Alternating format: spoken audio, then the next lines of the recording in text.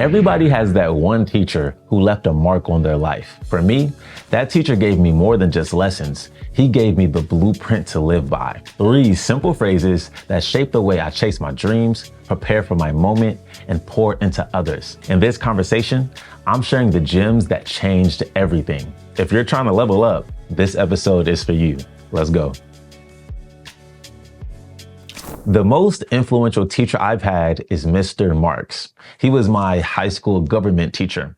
Mr. Marks had a reputation around the school. I heard about him before I even knew him. He was known to be a very tough, no-nonsense teacher. Kids would hope and pray not to be assigned to his class. In fact, people would take government over the summer to avoid the lottery chance of getting his class. So it was that serious. But me being a guy who likes a challenge, I decided to leave it up to chance and see if I get it. And when I got my class schedule for the year, I got Mr. Marks. Now, on the first day, everyone is trying to scramble to get a seat in the back corner of the room out of fear. But again, me wanting a challenge, I found a seat in the middle in the front. When Marks entered the room, I quickly realized what people were talking about. He wouldn't sit at his desk. He would talk while walking up and down the aisles. He had a stern, serious approach about him, which people would take as strict. I remember on the first day, he asked the class to write down 3 things that we wanted to take away from the class. I've never been asked that before. I remember looking around his classroom and he would have different terms and phrases written on the board. And one of them was adapt and overcome. I quickly jotted that down because I knew that this type of environment was going to be different for me. So I wanted to adapt to it, but not only pass the class, but actually take some value from it that I would remember. Throughout the semester, you understood why kids didn't want to take his class. There were no multiple choice tests. Our exams were in-class essays, 2 to 3 pages long on a prompt he'd throw at us. No fill-in-the-blank worksheets for homework. Every night, we wrote 1-page reflections. In class, he would just call on people to answer. You didn't need to have your hand up. And he wouldn't accept, I don't know. You better have an answer or that would be a whole nother lecture. You never knew when he would randomly be like, hey, White, what are the 3 key principles to the process of law? And on command, you had to respond, equal protection, due process, and fair notice. I can still remember that today because he drilled that in us. His class was truly like no other that I've experienced in school before. It felt like the movies were a tough teacher that would come in and straighten out the students. Everybody might not like them at first, but you grew to love them because they made you better. And that's what he did for me.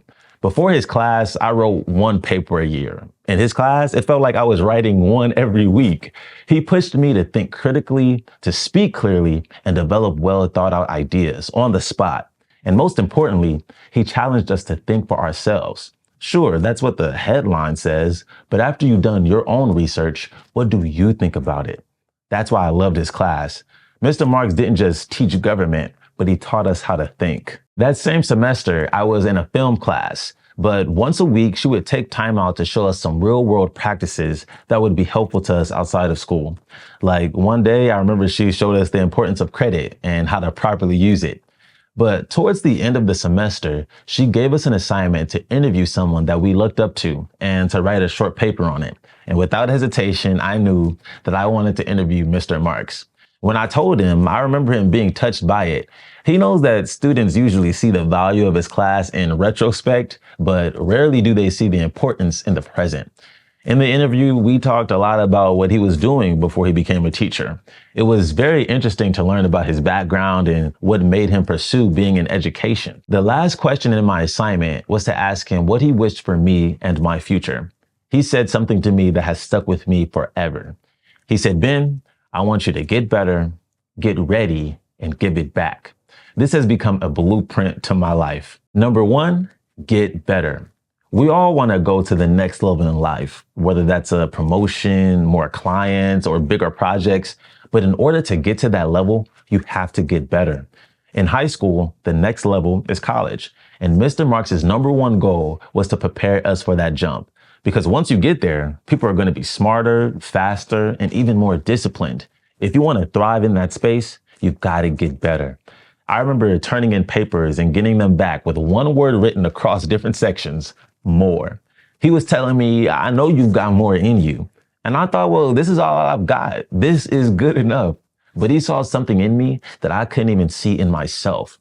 And he kept stretching me. By the end of the semester, writing came easier. I was more confident. I could say more with clarity because I had been consistently working that muscle. He used to talk about something called progressive overload, which I now realize is a fitness term. When you first start working out, those 15-pound dumbbells feel super heavy.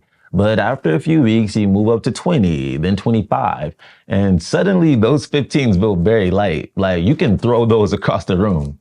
That's how growth works. The only way to get stronger is to keep pushing yourself to do more. I've seen that play out in my filmmaking journey. My first short film, it was literally just me talking to myself for 5 minutes. Then my next one had multiple locations. Then another one mostly took place in a car, which was a huge challenge in itself. Then I did a film that needed background actors. And my latest, almost 25 minutes long. I never thought that I could pull something off like that. But because I kept pushing, stretching, and challenging myself, I ended up creating what I believe is my best work to date. Even as an actor, I've grown. I used to think that bigger was better, louder, more intense, these big gestures. But working with Brett Elliott from Kingsman Shakespeare changed that. He helped me find strength in simplicity. I would do a scene and he would be like, hey man, let's do that again, but this time just try doing less. And that would help me to peel back the layers and get to the truth. And now when I look back at some of my older work, I cringe a little bit, but I'm proud too, because I didn't settle. I chose to grow. My grandfather had this phrase he would say to us before he passed: good, better, best. Never let it rest until your good is better and your better best. So whatever it is that you want to do, don't become comfortable with your struggles. Don't settle for good enough. If you want to be the lead in the film, collab with a big artist, or become the authority in your space, keep sharpening your gift, keep learning, and keep getting better. Once you have gotten better, number 2 is to get ready. Now, you may be thinking, what's the difference then? Once I've gotten better, I should be ready for the next level, right? But I believe that there is a clear distinction. Getting better is about your level of talent, but being ready is about your level of preparation. You can have an insane level of talent, but if you don't work hard to prepare yourself, then it won't matter. Like I was at this open mic poetry event recently, and one poet came up and he started his poem and then he blanked and he couldn't get through it. Now, this guy was probably very talented. I'm sure he had some great lines in there that would impress us all and have us snapping. But because he didn't prepare himself to get off book, we never got to hear it. This showed me that there is a difference between talent and skill. Talent is a natural, innate ability, but skill is acquired through practice and training. Talent is what gives you the words to write the poem, but skill is what allows you to get up and perform that poem, day or night, sleepy or wide awake. The first time performing your poem shouldn't be in front of people. Until you've said it in the mirror, in the shower, in the car, in the elevator 100 times, you aren't ready for this stage yet. And that's what Mr. Marks was trying to instill in us. He didn't want the first time that we wrote a 5-page paper to be at a university, because then it's too late. You need to write a 7-page paper here in high school. So when you get to university, you'll have that skill set. I remember getting to SMC and Mr. Marks was proved right. I was writing papers constantly. Even my acting class had us writing essays. But because Mr. Marks had us writing papers all the time, it felt easy.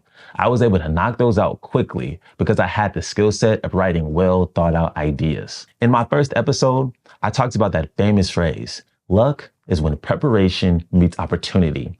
We have no control over when the opportunity comes, but what we can control is the preparation. That is what we should focus on.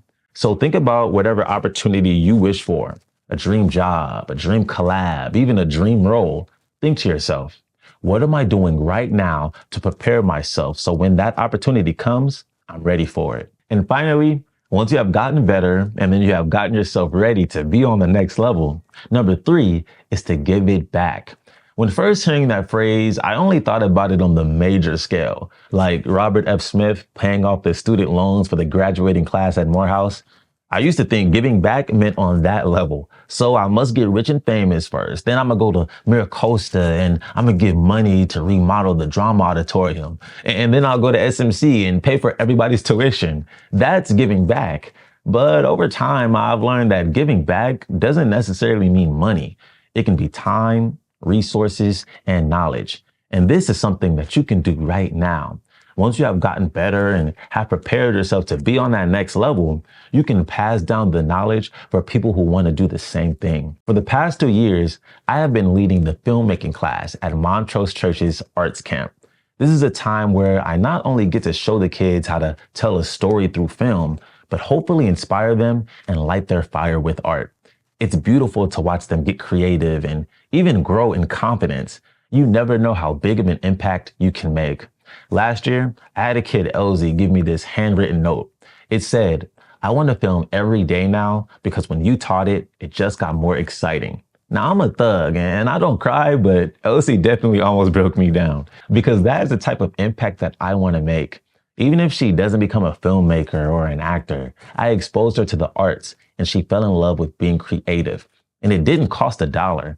The biggest impacts on our lives usually don't cost a thing. This is what teachers do every day, pouring into kids and inspiring them to reach their fullest potential. That's what Mr. Marks did for me.